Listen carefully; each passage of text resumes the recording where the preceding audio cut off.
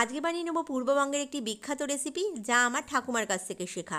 মাছের কাসন পোড়া ঝোল ভীষণই টেস্টি, অথচ ভীষণ ঝটপট রান্না হয়ে যায়।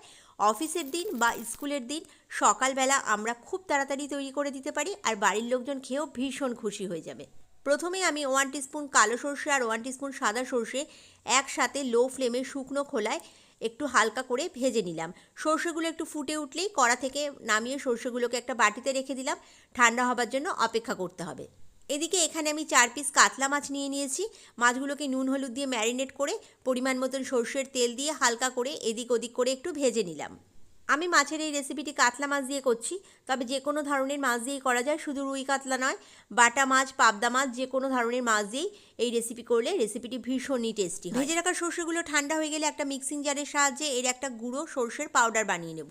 সেই মাছ ভাজা তেলে ফোড়নে দিয়ে দিলাম 1/2 টিস্পুন কালো জিরে, ফোড়ন থেকে সুন্দর গন্ধ বেরোলে দিয়ে দিলাম 1 চিমটে হলুদ। এই রান্নাতে হলুদ নাও দিতে পারেন, কিন্তু আমি মাছের রেসিপি যেহেতু তাই সামান্য পরিমাণে হলুদ দিয়ে দিয়েছি। হলুদ দেবার পর দিয়ে দিলাম পরিমাণ মতন জল, স্বাদ অনুযায়ী নুন আর 4টে চেরা কাঁচা লঙ্কা। সমস্ত কিছু একসাথে মিশিয়ে নিয়ে ঢাকা দিয়ে লো ফ্লেমে বেশ কিছুক্ষণ ফুটতে দেবো। খানিকক্ষণ বাদে ঝোলটা ফুটে উঠলে ভেজে রাখা মাছগুলো দিয়ে দেবো, দিয়ে আবারও কিছুক্ষণ ফুটতে দেবো।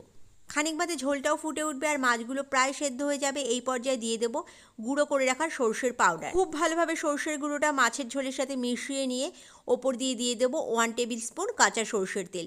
যেহেতু সর্ষের রেসিপি, তাই ওপর দিয়ে কাঁচা সর্ষের তেল দিলে গন্ধটাও দারুণ লাগে, আবার খেতেও ভীষণই টেস্টি হয়। দেখুন, এই পর্যায়ে আমার মাছের কাসন পোড়া ঝোল একদম রেডি হয়ে গেছে। দেখতে ভীষণই সুন্দর হয়েছে আর খেতেও ভীষণ টেস্টি হয়েছিল। গরম গরম ভাতের সাথে এরকম মাছের কাসন পোড়া ঝোল সার্ভ করুন, দেখবেন বাড়ির লোকও খুশি হয়ে যাবে আর খেয়ে সবার ভালোই লাগবে। অফিসের দিন সকালে খুব তাড়াহুড়ো থাকলে এইভাবে হালকা পাতলা একটা মাছের ঝোল রেডি করে দিন, তাড়াতাড়ি রেডিও হয়ে যাবে, আবার খেতেও ভীষণ